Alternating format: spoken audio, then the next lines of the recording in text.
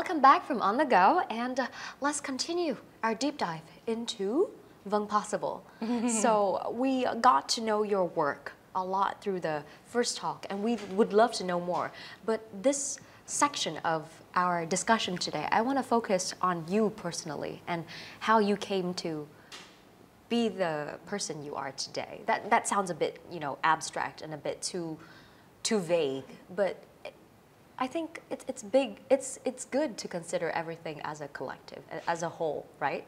So let's start with why you fell in love with improv. Why did you, find such a big place in your heart for improv, the way that you have right now? I think since very young age, I think you may share this with me. We love to achieve. We are high achievers. We love to do things that prove to ourselves that we are worth it. We're good. And so I remember when I started taking improv, coincidentally, it's also the time where I have the low time of my life, one of the lowest point of my life. And I had a lot of struggles with my own thinking, and it was a very hard time. And then I took improv. So if there's one takeaway I get from that time, it was many times we have problems because we are in our own head. And we are trolling around with questions, problems, and we don't have the answer because we are inside here.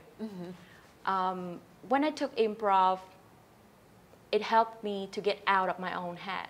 So if you remember the rules of improv that I tell you, we agree with the other person, which requires you to listen to them carefully, truly open and listen. The second thing is to make them look good. And so it's all about the other person. You don't focus. It's about giving. Yeah, it's about giving attention. It's about paying attention to the surrounding and to the other person. And the last thing is say the first thing on your mind, which is encouraging you to be yourself, to be authentic, to be sincere. So I think it's a beautiful place. And also you got to act and move your body. And I also do some, dancing and movement therapy. And so I realized that our body stores emotions. Our body stores story and tension. So when you can dance, when you can move, when you can jump, when you can shout, when you can act, when you can touch other people, those are ways of interacting and communications that help you to get out of your own head. And maybe that is exactly what you need to see your problems from another perspective, and you have the answer naturally. There is a notion that I've read online, and it has stayed with me ever since. And it's such a beautiful thought. And it goes, we are a mosaic of everything we love and everything we've been through. We are a compilation of experiences and relationships and heartbreak and time. And I think truly being able to access all of that resource makes us live to our full potential. Right. And I think improv releases that potential. But does it ever become scary? Because you're so limitless, you're scary. Does it ever occur to you that way? The most exciting thing about improv is that it's so scary. And at the same time, you have friends next to you.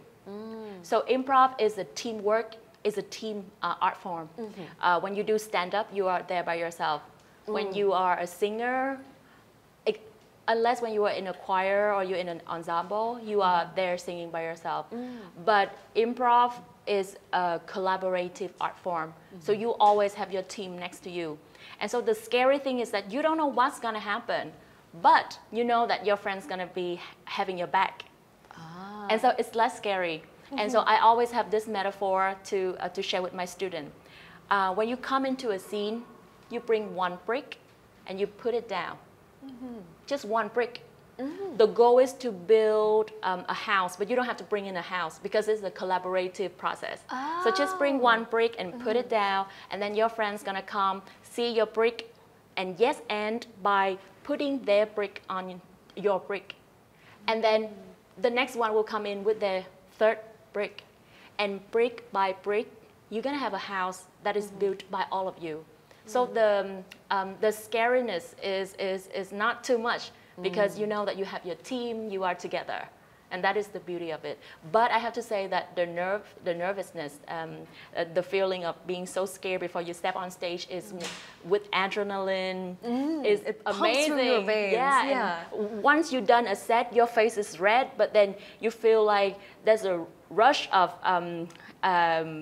joy and happiness that you share with your team. It's amazing. This trust fall exercise, this continuous trust fall exercise, just like closing your eyes and believing that somebody will catch you, I think it trains not only bravery but also joy in falling into the unknown. And it's so rare to see that. And it's actually the very basic skill for living this life.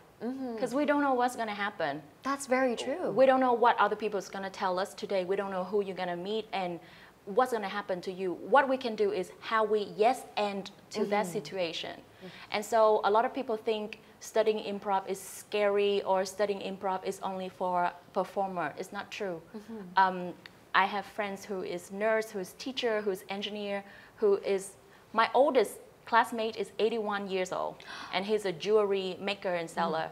And people study improv to do better in their daily life. You don't need to be a performer. If you want to pursue that road, you can do. But studying improv to be a better version of yourself is amazing enough. Being a student life.